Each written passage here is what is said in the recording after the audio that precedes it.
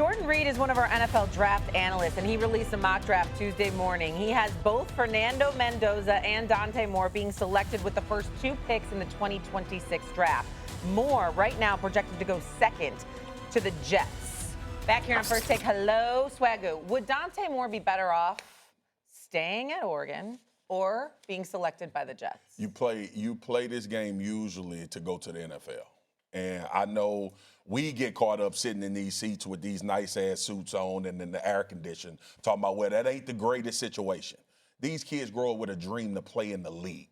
A lot of times they not thinking about who the GM is, and they are thinking, I could possibly be the 2nd overall pick in the NFL draft. I could be a starting quarterback for a franchise that's been starving for one, right? Now, we've seen that not work out. We just saw Zach Wilson go to him number 3, and that didn't work out for him. But ultimately, I think when you are, and then people say, well, you get paid in college now, so don't worry about it. The ultimate pay lives in that league that we cover, that we love so much. I think Dante Moore is a really good quarterback with translatable skills to the NFL in what we see. That's why I think that kid Trinidad Chambliss is going to start to knock on people's doors about movement, extra plays, secondary efforts. I think Dante has a lot of that in him. I think the kid, 6'3", 200+ pounds. He is prototype. 20 years old. Playing for Dan Lanning, 20 years old. Like, there's a lot to like about him. And I think Mendoza is clearly going to be the number 1 guy. So are you saying go to the draft? If you're going to go 2 overall to the Jets, go to the draft. Okay, a couple of things. Number one, when you were talking about nice-ass suits, America, you was talking about me. Yeah. Let's get that out the way. Let's get that out the way. Let's just get that out the way first. He was talking about me. He was talking about me, all right? He's talking about me. It's as great as y'all look. I'm going to take it today. Okay, take it. That's number one. That's number one. Number two, let me say this, and I'm damn near serious about this. I'd eat something to provoke myself to have food poisoning where I'm like garbage before I'd play for the Jets. I'm telling you right now, whatever I could do to be alive and be okay in the end, but to ruin their thoughts of ever wanting me on their roster, I would do. And damn it, I'd go back to college before I play for the Jets. They are a football atrocity. They are awful. I mean, straight garbage. I am a black man that is consistently pushing for opportunities for black coaches throughout the years. I have done that. It's gotten a lot better than it was in the past. And I'm saying it hurts me to say this, okay? Ain't no way in hell Aaron Glenn should still be the head coach of the New York Jets. They were horrible and digressed. Damn near nosedive. We talk about Alabama waving the red flag. Was it red flag? White flag? White flag? White flag? Okay, white and red. Listen, in New York is the green and white. You understand? Fireman Ed and the whole crew. I mean, the people that have passed away root for the Jets. I mean, there are people that passed away root for the Jets. They are horrible. Horrible, okay? And they are the place to go if you want to sink.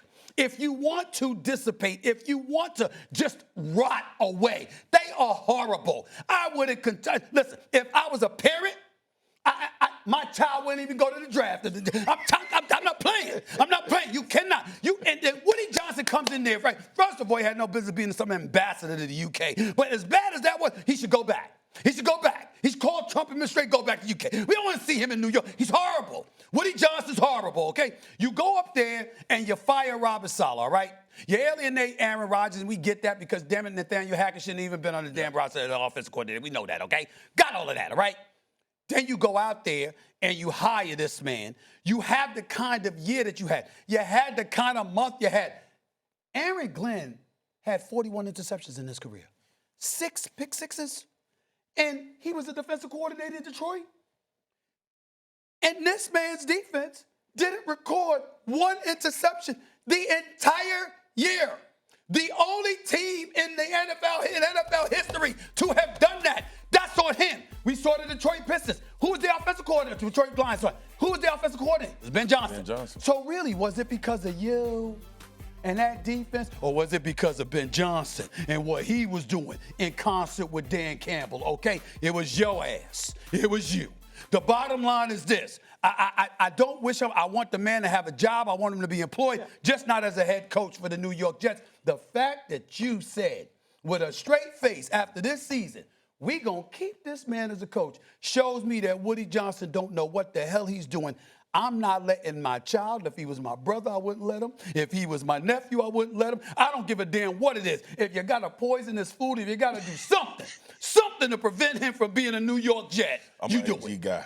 You do it. Last year at this time, we were talking about Garrett Nussmeier as the top quarterback. Oh, Lord. And Drew Aller as they're not even on the mock drafts anymore. This thing is fluid. This thing is fleeting. If you're the number 2 overall pick, it might be time to jump. And I will make this argument because to jump to the NFL. Okay.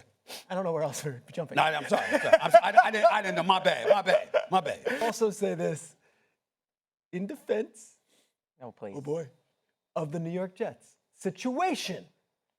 One of the best offensive lines in football with 2 first-round offensive tackles. Yeah, I agree. 4 picks in the top 44. So it's not just you coming. We're going to have 3 other rookies who are going to be first or second round picks. We're going to pick. Okay. Who picking? And you got Garrett Wilson. And you got Garrett Wilson as a wide receiver. They just gave.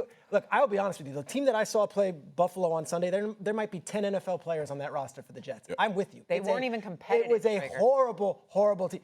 But they're completely tearing this thing down. It's basically an expansion team at this point.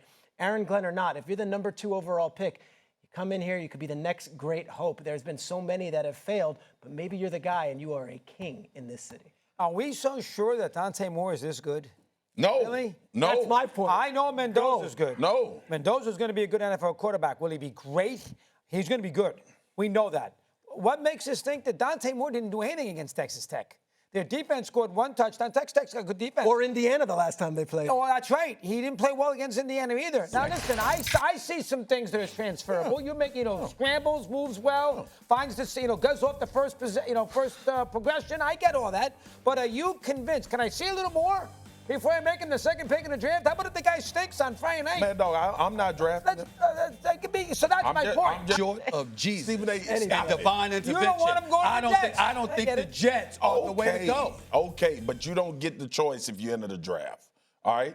If he's going to enter the draft. Well, that's what I'm saying. The fact that they're projecting that he's going to be the number 2 pick, and that they got the go number 2 back to pick. college. You go back to college. That's what I'm trying to say. But again, you still would be the second pick of the NFL draft. Okay. And who's to say that timeline doesn't change for you? Trey bring up a great point. Like, I don't believe it was fair for the Jets brass to judge Aaron Glenn this year.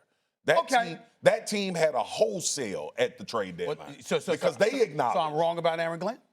Yeah, right now you're judging him too fast. Okay, no problem. I'll say that. No, I defer. I agree. The one defer. glaring thing for me was you don't get a interception. That's kind of hard to do. And no. And you lost by over 100 points in the month of December. Stephen, Let's not forget that. With your roster, bro. That has a lot to do Well, with damn it, how come they weren't losing like that in November, October, and September? They played the quarterback. They got worse. They should have played Tyrod Taylor. They didn't play the young kid. I also think if Harbaugh's on the market, it doesn't kill you to inquire. Yeah. Well, listen, I don't know what your sentiment is about Aaron Glenn because I ain't asking everybody. What I will say is if you judge him based on this year, you never gave him a shot to be a coach. He deserves a second year, but Stevie's got a good point. Brother, he was awful. Dan Campbell didn't win a game damn near his first They year. look competitive. They're This Jets team is unwatchable. And I've heard a lot about this Dan Campbell comparison. Give me 1 second. Give me 1 second. Competitive, I understand. The team traded away their best defensive tackle, their best cornerback. They tried to move the best running back. They signed Justin Fields on a hope and a prayer that he would be a guy. Did that. Think about being a coach in that situation. Like, what the hell you supposed to do? The ownership has told you we are not trying to win. Hold on.